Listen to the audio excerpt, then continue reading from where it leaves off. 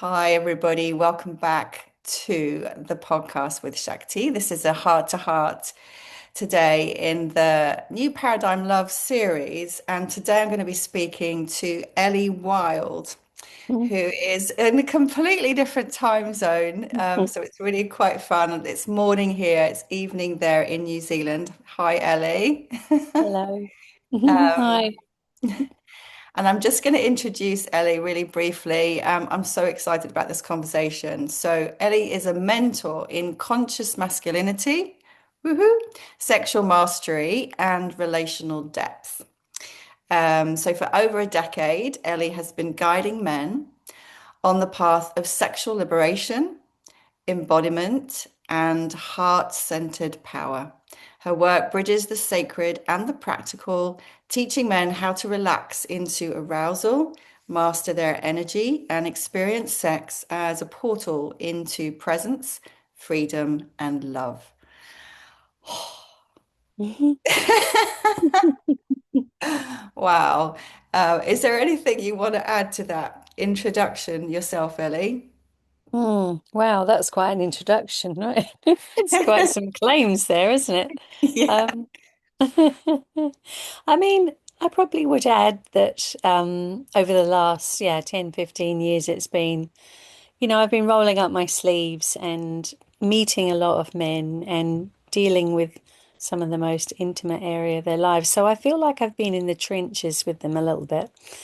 And through that process, I've learned a lot actually about men, Mm, perhaps more than I should. mm. Well, it gives you No, such a I'm unique joking. Like, perspective, though, doesn't it? Like yes.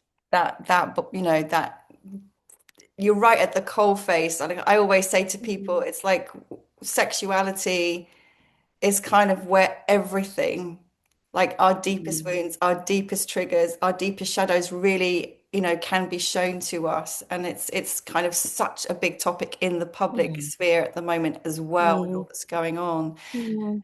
So, how did you get into like this kind of work? Like, how did it come about? Um, well, I just want to say first and foremost, it never was something that was kind of a career path that I intended to go on. But I was very interested in healing and empowerment. And sort of back in the 90s, I was really big into, all the angelic, wand waving, light language, whatnot.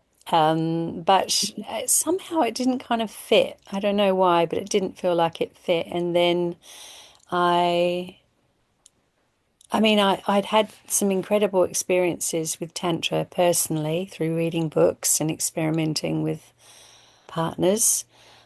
One that was amazing and blew my mind, and it made me kind of get really curious about sexuality. But I think the biggest thing that motivated me onto this path was, getting involved in the world of Tantra and Neo Tantra in particular, and met this bunch of people that were so-called sexual healers. And I was like, now that is interesting to me. Yeah, and I went on a big healing journey myself. And through that process, I thought I want to help other people. And then it's really only been in,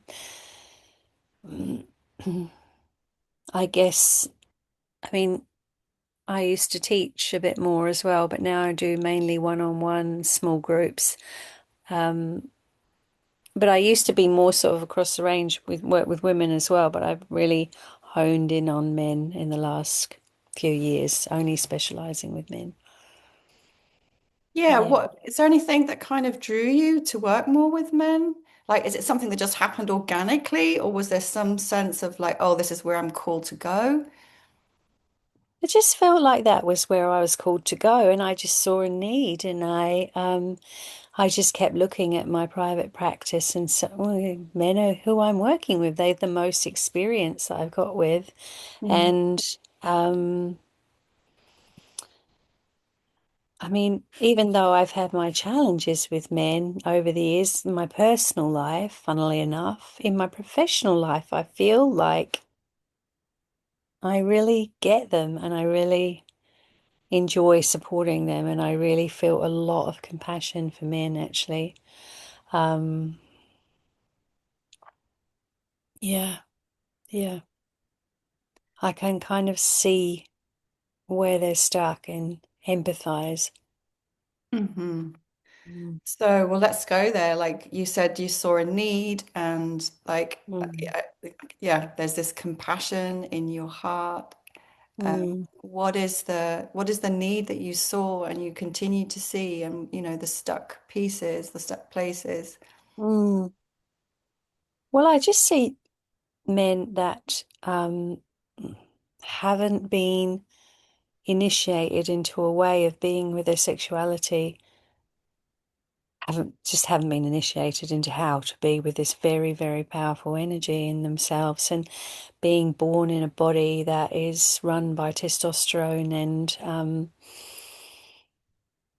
they're very different. It's very different than being powered by estrogen and progesterone. It's radically different and this kind of like hunger and perpetual desire and addiction and kind of like I've had men describe it to me, it's like a racehorse that's kind of wanting to go or a desire, a hunger that won't go away. And, I've seen over the years men struggling with this energy and needing a release, needing a fix, needing a, you know, um, and it's wonderful to have those really honest conversations with men about what it actually feels like to be born in a man's body and how do you manage that energy in a way that's responsible. Um, yeah, and how do you do when when you do stuff that doesn't feel that great afterwards. And Right. so, yeah, I guess before I did this work, I didn't realize quite how strong that their sexual energy was inside of them. I'm generalizing here, obviously, but I've seen enough men now saying the same thing that I think I can say that in a general kind of Sure. way. Yeah. Yeah. And then I'm imagining like the sort of social and cultural and religious narratives that are put around that desire, that, also shape how it then expresses itself. Yeah, I mean, I think there's a lot of taboos around sex, so they don't feel, a lot of men feel, well, it's kind of a mixed bag, really, because there's this whole thing around to be masculine, you need to have a hard on, and be permanently ready to go and always aroused when you need to be and everything. And then at the same time, there's like a judgment around male sexuality and kind of like, oh, men only think about sex and put it away and blah, blah, blah, and stop touching it. And, that's dirty, don't hurt women with it. And, Yeah. so there's a lot of mixed messages for men, right? Be a man, be really strong, have a hard on, but don't bring it, you But know, don't. Yeah. you know, um, yeah, yeah. And I think that makes men quite confused and frustrated. Mm. And also trying to get their needs met in more underhand ways. Right. Yes. I can certainly say, yeah, I've been in Mm, I can really notice mm, that. Like it comes out I can feel the mm, underhandness to it, and mm. that's Yeah, when it sort of feels like repellent and creepy. yeah, But it's like, I mean, I understand that it's the reasons why, but it still means my response is like a contraction to it. Um, yeah, yeah, totally. It feels icky, eh? When a yeah, desire is trying to be met, but it's not upfront about it. Like this is what I want, and I would really like this, and yeah. But then nobody teaches those skills. Like, I've been on the same journey in exploring and Mm, discovering how to actually communicate honestly mm, and truthfully and be aware of myself. mm, So it's the same journey for men and women, I believe, like who want to go there. We've all had to mm, do this, to sort of get to a different place in our experience of our bodies and our relationships and all of this stuff. mm. Um, yeah, I mean, I'm really loving everything that you're sharing because it's just, yeah, coming from such a beautiful place of compassion and insight and understanding and care. I'm Mm, loving it. It's like without the judgment. I think I sometimes, even though I'm doing my best not to, I do sometimes still tip into judgment. I notice, that can still happen.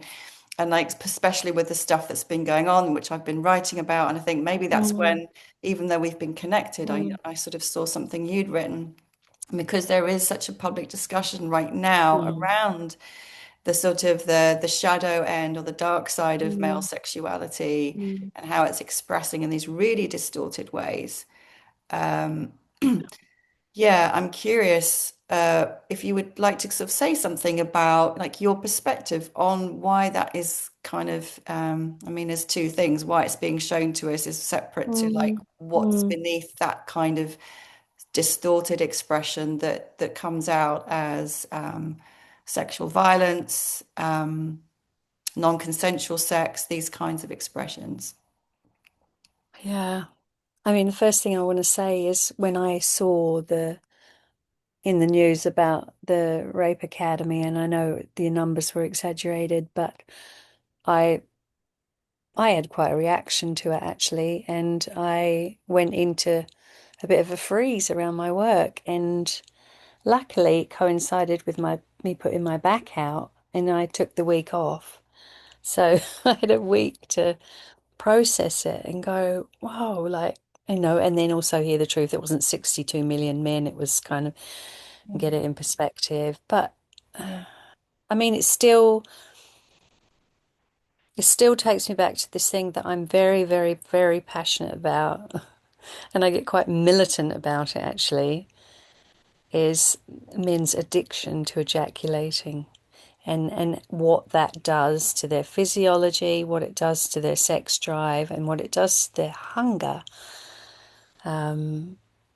And I think until a man has really learned to unhook from the habit of ejaculating or the addiction of ejaculating, he's going to be kept in a perpetual cycle of, yeah, I need this thing, and I can't, if I can't get it in overt ways and asking for what I want, I'm going to get it in covert ways, or I'm going to do it through porn, or I'm going to, I need to fulfill this need somehow. And it comes from an addictive cycle around ejaculating. And when a man can separate ejaculation from his pleasure and from orgasm, he unhooks himself from that addictive habit. And then he can finally actually relate to a woman as a human being instead of a sex object. And I feel deeply passionate about that. And men will not be free until they've walked that path. Like, I just know that. Mm. My heart of hearts, I know that. And I know it's really easy for me to sit here and say that as a woman because I haven't had to walk that path. And maybe that's why I have so much compassion for them. And we have our own issues. I feel like it's anger for women, actually, and being able to work with our passionate energy of anger in a way that's kind of, basically not buffing it off all the time and ejaculating it out everywhere. Actually, really learning to, like we expect men to do with their sexual energy, like hold it and titrate it and not collapse into it, but not cathart it out either. Just feel the intensity of it and let it kind of work its medicine with us. Um, Can yeah, I so we have our own challenge. For sure. Yeah. Yeah. Anyone watching this, because sometimes, I get people kind of saying, oh, well, women too. And like for me, it's just so obvious that women have an equal amount of shadows and dark sides to mm, men that mm, I don't even feel I mm, need to articulate it. But sometimes I'm just like, somebody's going to say, oh, but women do this too. I'm like, yes, of course we do.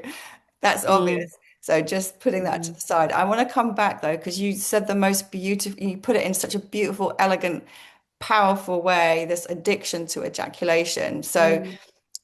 there I want to go. So first of all, what's the impact that you've seen in where there is that addiction to ejaculation? What happens? What's going on for that man when that is the case? What's the impact? Well, I think, you know, it's just a lack of awareness around what's possible. That's the biggest thing of like, if all I know of sex is get excited, get aroused, get a hard on, experience some pleasure, and then get rid of the energy.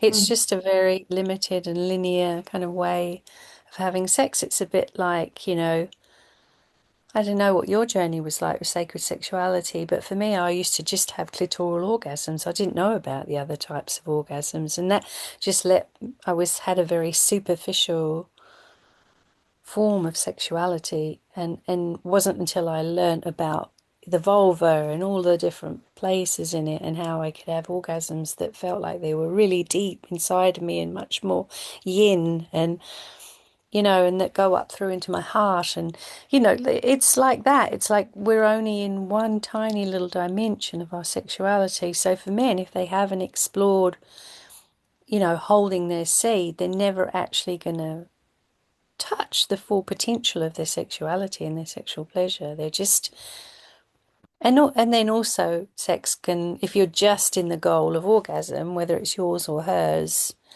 you're not really present to the moment, so you miss out on the intimacy of the moment as well, Exactly. and you can Yeah. feel like really disconnected as Yeah. well. Exactly. Mm. Exactly. Yeah. And how, like you mentioned some other impacts though that are more sort of psychological or Mm. physiological or emotional. Mm. Can you say a bit more about that? Well, I think um, with the addiction to ejaculation or habit of ejaculation, addiction sounds so cruel, but it is an addiction. But the habit of always needing to ejaculate every time you get aroused, that, yeah, like it creates an addictive cycle of needing that more and more, and the body gets used to producing that much semen, so it feels like it wants a release. Mhm. And that also kind of like, especially when younger men, like this excessive masturbation and then porn as well. And what I've seen over the years is so much erectile problems and bodies like tighter and tighter and tighter. So it takes more and more and more stimulation for them to actually ejaculate and like Yes. not being able to really ejaculate easily and or losing their erections or really desensitized. Yeah. Um, Yeah. so these are the kind of things that can happen. And also, I think this objectification of women. So you're just a pair of tits and a bum and a pussy, and they're not listening to what you're saying or seeing beyond your physical form. And I Mm. find that, it can be fun to be objectified if it's consensual. It can be fun to ejaculate and have orgasms as well, don't get me wrong, but when it's always that way, or when you can't see a woman outside of her sex object, Yeah. yeah, a sense of her being a sex object, then it's not great, Well, is it's going it? to be unfulfilling both ways, even Mm, if you don't know that's the reason why. I mm, think mm, it's, for probably a lot of people, I mean, that is exactly how it is. And it's not probably mm, known consciously, but there will be a sort of an underlying sense of unfulfillment and mm, hunger and dissatisfaction mm. when intimacy is like that. That's what I believe anyway. Yeah, yeah. For both. And probably I imagine, and I mean, you tell me also then it's kind of a bit of a shame cycle if men are looping Mm, through porn and masturbation. yeah, And like, yeah. again, personally, as someone who's been like consciously exploring dating, um, like I can just tell, like when I've been on these different apps, like 98% of the men who've approached me, they're coming with that energy and it's so Mm, palpable. And I'm like, well, no wonder you're not having any success because like I'm not going to respond to that. I don't want to be like your sex mm, object. And I can feel mm, that's like it's literally this like I'm being objectified and the push for release through me is so strong. It's not even mm. seeing anything about me, but it's just like this need to like, Yeah. get something. Um, Yeah. and of course, it's a complete like shutdown that goes on in my body then. Yeah. Yeah. Um, So, addiction to ejaculation.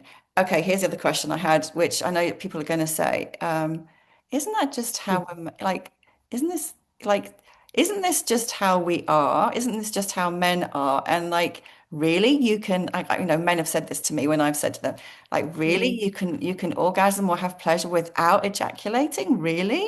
Like, that's asking a lot of a man. Those are the things I've heard. Well, I mean, mhm. It does. I don't think it's for the faint-hearted going on a journey of semen retention. And for a period of time, especially if you want to unhook from the habit of it, it takes a decent chunk of time. But from what I've seen with the men who have explored it, it's all about rather than it being about taking something away from them, it's like, okay, what are you noticing? And these are some of the things that I mean, you could, after 30 days, I always say to them, well, you could ejaculate if you wanted to. Is your body saying that, or is it your mind that's telling you that? It's always the mind. And would you be curious about what it would be like to let your body tell you when it needs to ejaculate. And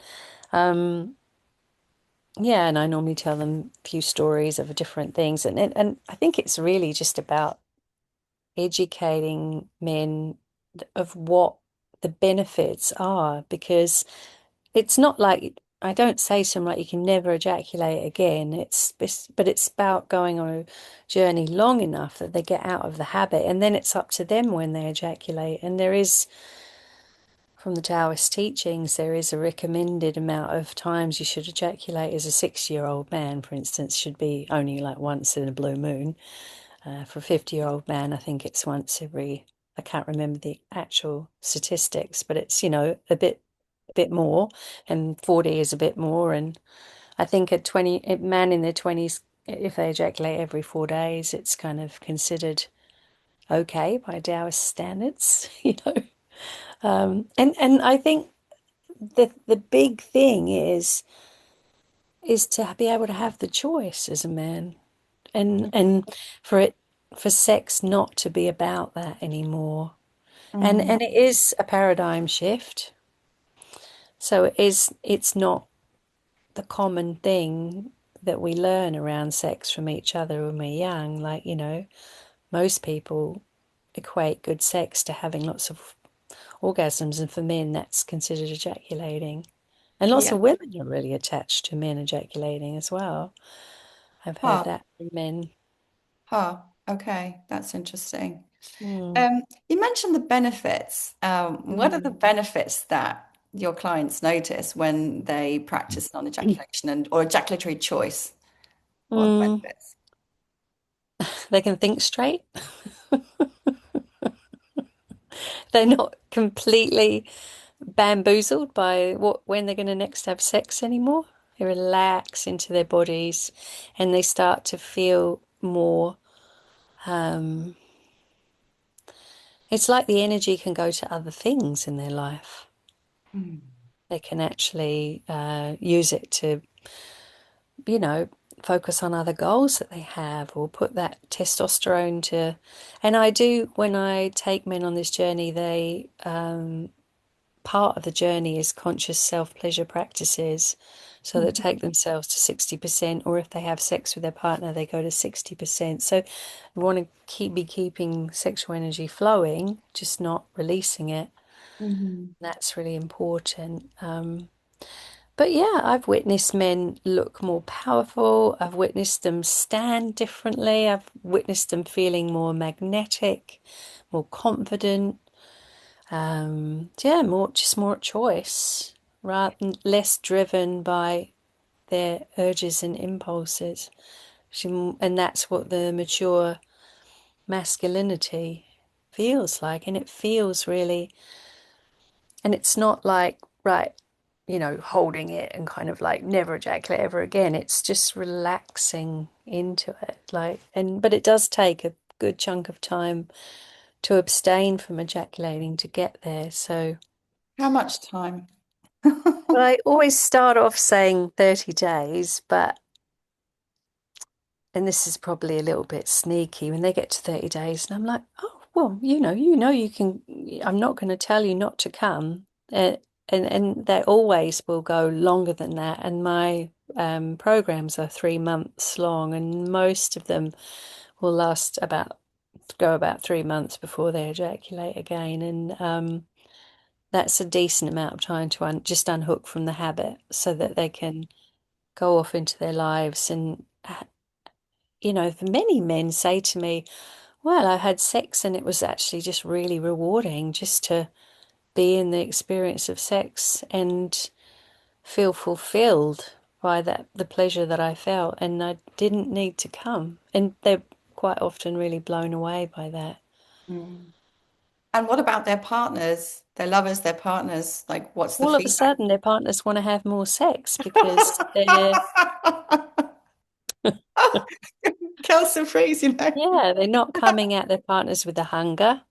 They're Mhm. not coming at like you're a vessel that I need to release into, it's more and I do some coaching around touch and consent and playing the 3 minute game and the different types of taking touch and giving touch and also I do some education around touching women's vulvas and how to touch Um, and so I'm not surprised that their partners or girlfriends want to have sex with them again. And I've had women send their partners to me as well, so um, which is really beautiful to be able to be trusted to do that.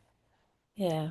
Yeah, I am curious actually, like, what, who comes to you? Like, what kinds of men? Again, is there like a type of man who comes, or is it, right across the spectrum of age, education, background, or is there like a Yeah, specific? it is a really broad spectrum, I'd say. I'd say the majority of the men I see who are um, coming to me seem to be newly divorced men in their late 30s or early 40s, quite, got a bit of disposable income, not a huge amount, but a bit. And they want to work on themselves and they see their sexuality as a really important part of that. Usually the relationship's broken down because of, yeah, lack of intimacy, lack of sex, and they want to Yeah. restore that part of themselves. That's quite a common one. But, I have 60 or 70-year-old men that come to me and things like that as well. Or I've had men as young as, yeah, early 20s. Quite Right. rare, but yeah. And so classically, it might be like intimacy's broken down or there's a lack of intimacy. Mm. Those are the kinds of issues that they come presenting with.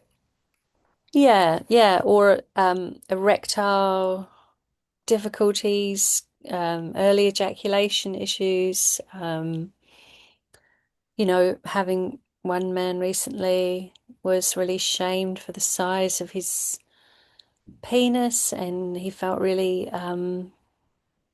yeah, like he really wanted to restore some confidence in himself. So, um, many different reasons. And usually there's some kind of pain issue or some kind of a problem, I suppose you'd say, that motivates them to come through the door. And then we don't ever focus on the issue. It's funny, we just work on the yeah, taking them on this journey and exploring, expanding their arousal and finding new pathways for arousal and exploring their whole body rather than just their cock. And um, yeah, it's a very empowering journey for men, I think, to explore that. Yeah, I guess I'm curious, like, what does it take for a man? You've pretty much answered it, but what does it take for a man to get to that p point where he's like humble enough in a way, or um, aware enough of a pain point to say, like, I need to do something about this, and I actually want to invest in doing something about this. Yeah, I think often what I see is there's been some point in their journey where they just want to do something differently now. Yeah, they're hurt or the breakup really affected them, or yeah, it's usually a breakup. Yeah. Yeah, Yeah. that makes total sense. And like from the Mm, other side, because I've worked mostly with women, mm, it's like I've heard so many women complain about the sex, either like the constant pushing for it, the complete lack of sensitivity or attunement mm, in touch, um, and how boring it is. And I also teach like taking responsibility because there's a whole thing where women are not programmed to be sovereign in their mm, sexuality, right? And so to mm, expect the man to like the making the man responsible for their experience. So mm, that's kind of part of mm, what needs to be unlearned. But when I hear these stories and then I look out in the wider world and like I hear, people like men complaining about not getting sex and women complaining about how men are just fucking horny bastards and just leave me alone. And it's like, if only you knew, like, if only the men knew, like, there's a different way that would get her so fucking horny. She'd be wanting it all the time. And she's mm, kind of not naturally frigid. She's mm, designed to be like luscious and multi-orgasmic, but the way you're both going about it is not conducive to that experience, you mm, know? mhm. Um, yeah, so it's kind of Yeah. frustrating and sad to see this, but I guess that's the conditioning on, for both men and women around sexuality that's been. Yeah. I mean, we're just fucked when it comes to sex as a species. We've made it so bloody complicated I mean, really, when you boil it down, I always say to people, why do you have sex? Why do you want to have sex? And Mhm. then they normally will say something like, well, for connection or for pleasure. I'm like, okay, so if you want connection and pleasure, why does it always have to be penetrative sex? Like, there's so many other ways of experiencing pleasure and connection. There's like a whole smorgasbord of things you can explore Mm. because we get stuck in, like, and I know you know this, like, get stuck in these patterns with sex, and no wonder it becomes boring and one-dimensional. We just keep doing the same thing all the time. Yeah. That's why And I left my first husband, if I'm really honest with you. We did three positions. It lasted about 10 or 15 minutes. I was like, and at the time, mm, I was in my early 20s, this is mm, I've been married twice at my first marriage. It was like three positions. He would roll over. I'd go to my little cabinet next to the bed and open Nancy Friday's Women on Top, read all the fantasies and masturbate myself to pleasure.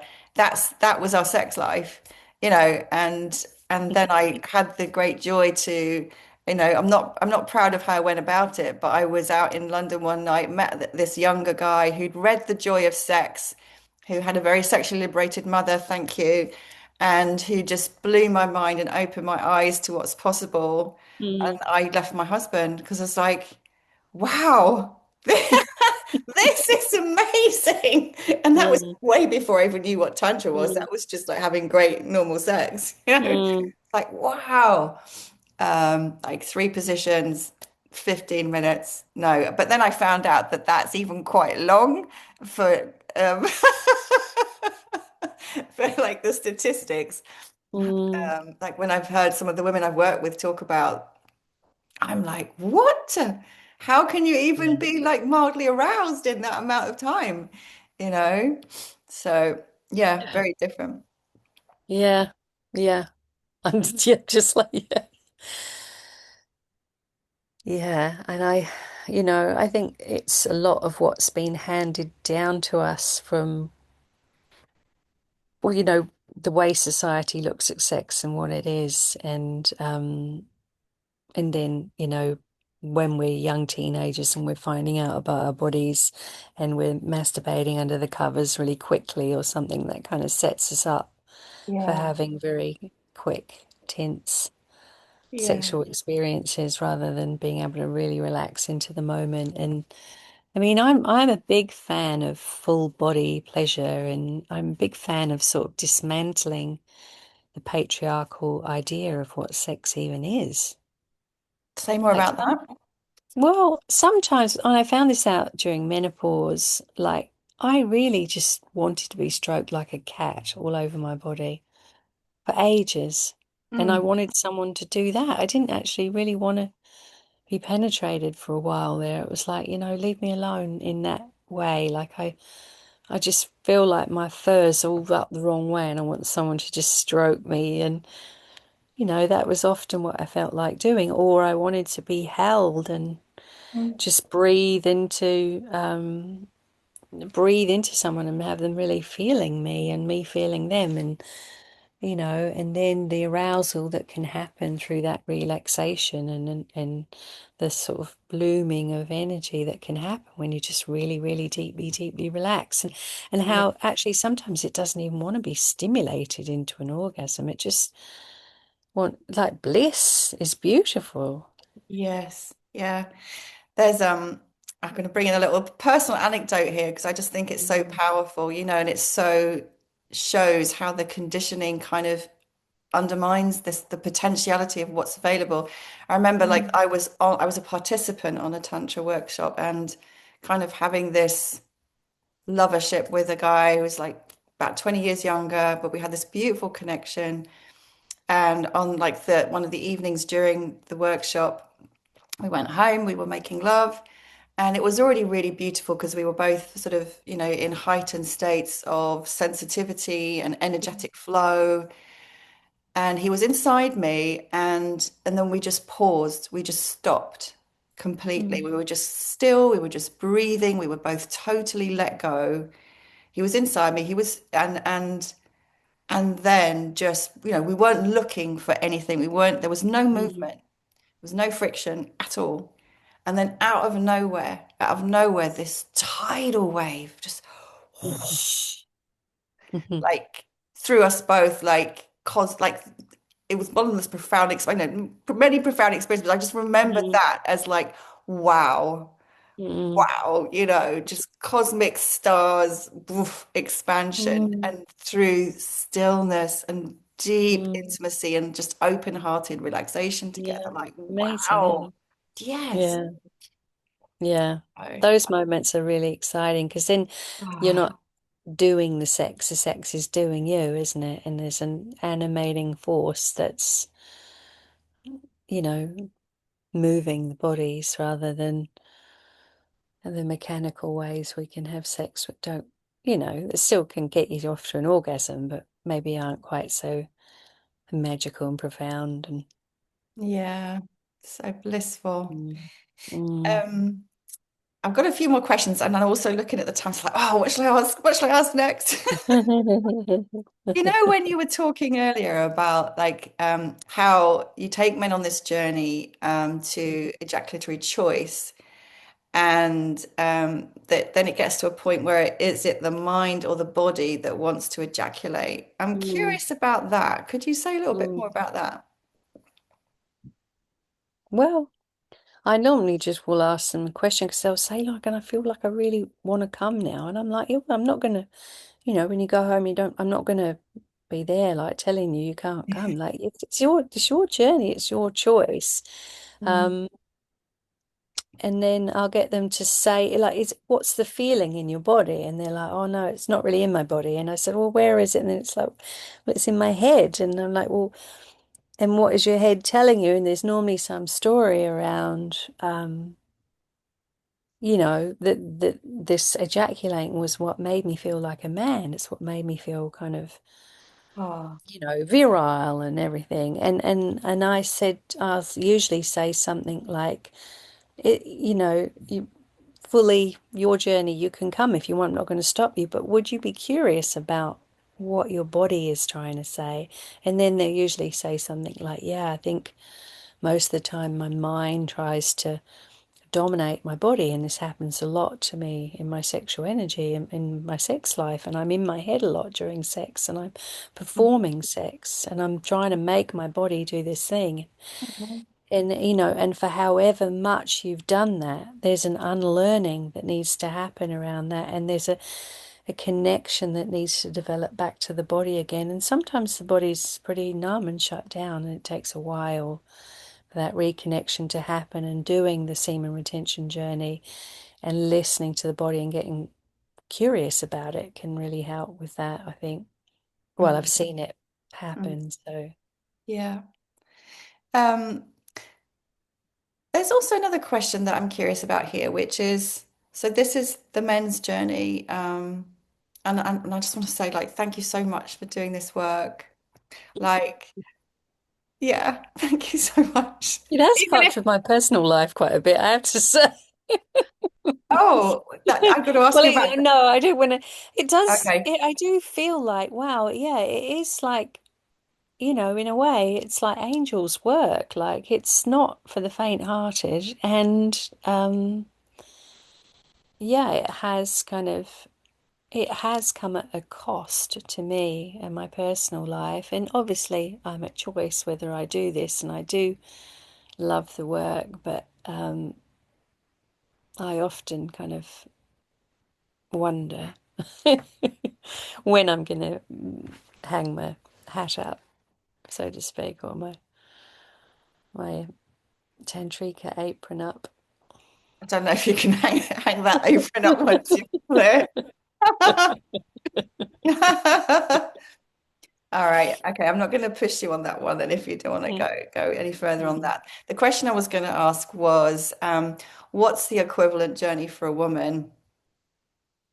Because if this is Equivalent something, journey for a woman. Ah, yeah, so men are being, this is the invitation into a mm, deeper, more mature, more integrated masculinity, mm, more capable of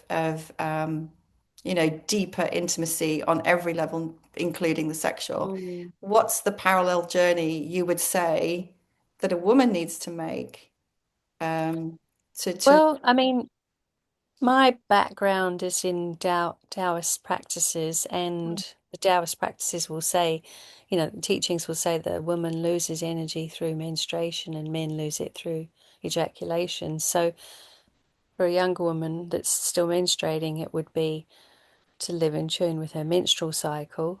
And then it would be also to master her passionate energies and learn to be with the power and sacredness of her anger and rage, and how to not collapse into it and go into sadness, but actually how to really hold her the yeses and nos really strongly inside of herself, and have that fierce protective energy when she needs to have it. Um, and then also, I think, really learning about her own anatomy of arousal and Mm, what awakens her body, and how to link her voice with her body to ask for what she wants, and to be more of a leader in the bedroom, and to initiate men into the realm of female sexuality. Lead them into your garden. mm, Don't always follow their tempo and their pace, because it's very mm, different, the mhm. female body. Yeah. And they need to they need to be initiated into that. It's our responsibility as women to take them there. Right, I was going to ask you about that. Is it our responsibility to initiate the men? Because there's a part of me that sometimes it's like, oh, fuck, do I always have to like? I just want, I want him to know it Mm, all already. mm, Obviously everyone's body is unique and everyone's arousal pathway is mm, unique and all of that mm. stuff. But like sometimes like, oh, do I always have to be the initiatrix? Yeah, yeah. I know, I know. I mean, in an ideal world, when men became of a sexual age and women as well, we would kind of learn about these things with our same sex, and then before we went to be sexual with anybody else, we would kind of have mastered this, but we're not really living in that paradigm. We're living in a paradigm of guilt and shame around sex and then pornography and God knows what else. So I guess if you want to have better sexual experiences, it's really good to get good at voicing what you like and what you don't like, and in the moment, kind of saying, that's not really, let me show you. Or, Mm-hmm. yeah. Yeah. And are there specific ways that, because you're working with a lot of men, and I guess most of them have partners or will go on to have partners. Is there anything that you would say to the female partner, if they're heterosexual? You can support your partner while he's learning this by. I mean, I'm a big fan of Mantak Chia, Multi-Orgasmic Man, so they could read that. I bought Um, that for my son when he was 18. or Like, here you go. did you read it? I don't think he did, but I mean, I've heard good reports from his girlfriend. I won't, but like, he's done something right. So, Oh, that's good. That's good. Yeah. I've got a 23-year-old son as well, and I'm constantly sending links for things, but I think he just goes, oh, whatever, mum. so you're saying to the women to read that? No, the No, men. the That, men. yeah. And Yeah. like, how can So we what? support if I've got a partner and he's like, I really want to learn, Mm, this how to separate ejaculation from orgasm. I'm going to go mm, on a journey. So I'm like, okay, off you go because I don't want to be your teacher. You go and do that. mm, But I'd love to mm. support you. Like, what can I do to support him when he comes back to make love with me? What can you do? Well, Yeah. yeah, once he's read that book and gone off and explored that, then what you can do is, yeah, support him on his journey of being a choice around ejaculating. So, um, yeah, don't try and siphon out his semen. Well, because women have got this incredible way of pulling it out of men. Yeah, I've Um, been told that I've been doing that sometimes and I've not even been aware it's happening. yeah, And I'm like, yeah, oh, I didn't know I wasn't consciously doing that, but my yoni was mm, doing something. yeah, yeah. So not doing that, and also, I think, yeah, you're having conversations with the partners about, well, both going both way. Like, what do you really desire? Like, and exploring the whole body rather than just genitals, and slowing everything down. And yeah, that's all I can think of off the top of my head at the moment. Yeah. Well, I guess, I mean, I might add, like, there are certain things I know that I can do. If I want to encourage a man to ejaculate, there are certain Mm, sounds, movements, mm, gestures, words that I could mm, use that would sort of escalate things, mm, so that, and some of those can also be like patterns or habits, mm, mm. for a woman, I think, to unlearn. Yeah. Um, like, one of my first sort of tantric lovers was a sannyas, and I remember him saying to me something about this is a phrase from Osho, apparently, like the hungry pussy. And I hadn't, I was like, what are you talking about? And he's like, yeah, it's like when you're, holding on and clenching and trying to ride me like to get to orgasm. And it's like, he's just like, just relax, just let go, just soften. And that was Mm, like so unfamiliar to me at that point. mm, And so that, for example, mm, um, yeah. They can also be um can be really beautiful to explore the man just being really, really still, and the woman sort of moving around, even if you're underneath, like letting you be the one that's moving and them holding the stillness. yes. And then obviously if they don't want to ejaculate, that kind of communicating when they get close. Um, Yeah. But yeah, I really like it when men are really still. Even, when I'm being touched, actually, like if they can just be really still and let my energy move and let my energy wake up on its own, and with penetration having moments of feeling really still, like you were sharing before about that powerful upwelling and the kind of spontaneous arousal that can just bloom and happen. Mm. I think I really had so many years of this very yang sexuality, so I'm just such a big fan of the more yin moments. And I Mm. think it's very underexplored actually for a lot of men and women. So, Yeah, for sure. For sure. mm, Ellie, our time's kind of almost at an end. I'm so sad because I'm loving this conversation. I'm going to kind of ask you one more question, which is a big one. all right, we'll Um, save the best to last. well, I think it's all been great actually. Um, like there is still so much distortion out there in the world. We're seeing it, we're feeling it, we're experiencing it in different ways. You're working directly with these things, as am I, in a different way. Like, if you could wave a magic wand, and as you look at the world, as you experience what you're experiencing with your clients, what would you love to see change? And what do you see as the potential that's available to us that's not, sort of not being reached yet? Um,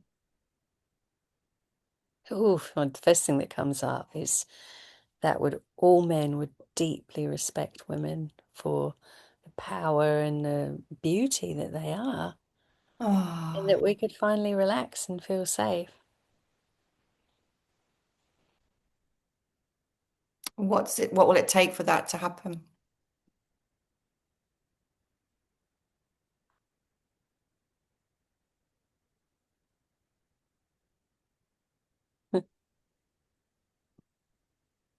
Yeah, I think this journey for men with their sexuality is really, really important, and to mature their experience of their sexual energy, like the things we've been talking about today. And I also think for women, it's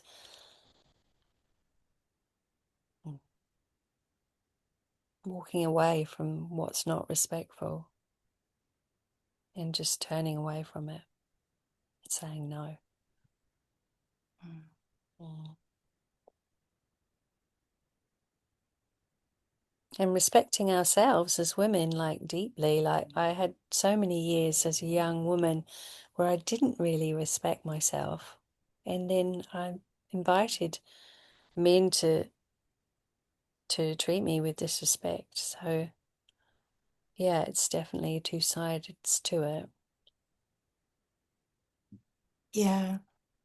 Do you think there ever will be an end to the kinds of sexual violence that's kind of proliferating at the moment? Do you think things are going in the right direction with that?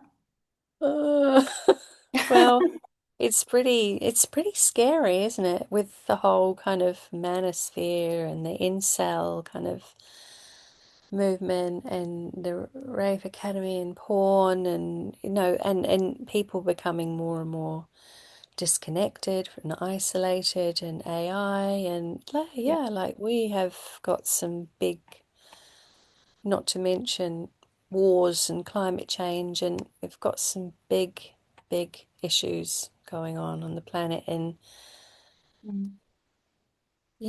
I really don't know, but I guess the way I look at it is if I can try and make a difference in my little corner of the world, then Yeah. I'm not a spring chicken anymore. So I'm not like, I don't have this naive kind of um, hope anymore. I'm just in the moment, you know, like everybody else, doing the best that I can. And Yeah. yeah, I really don't know what is going to become of humanity. Mm. Mm. Yes. I'm with you on doing what we can in our little corner of humanity. And Mm. yeah, I'm just so grateful for this conversation and for the beautiful, powerful, deep work that you're doing. Mm. Um, Thank you, yeah. Shakti. uh, It's really nice to be acknowledged. I always say that whores, because I am a whore, really. I mean, I'm a sophisticated whore, and whore's got such a bad name to it. But I always think we're so deeply worshipped in private, and yet so vilified and hated in public. And huh. so to be acknowledged is really beautiful. Thank you, especially by another woman. Oh, of course. Oh my gosh. Mm. Mm. Yeah. I feel like we could talk for loads more time. And I think Yeah, we could. everything you've shared has been amazing. People are going to really, really appreciate the sort of the authenticity, the insights, everything. So thank you Mm. so, so much. I You're will very share welcome. underneath like how people can reach you and we'll be Yeah, in touch. Thank you so much, Ellie. great. Thank you, Shakti. It's lovely to talk to you and lovely to meet you. Oops.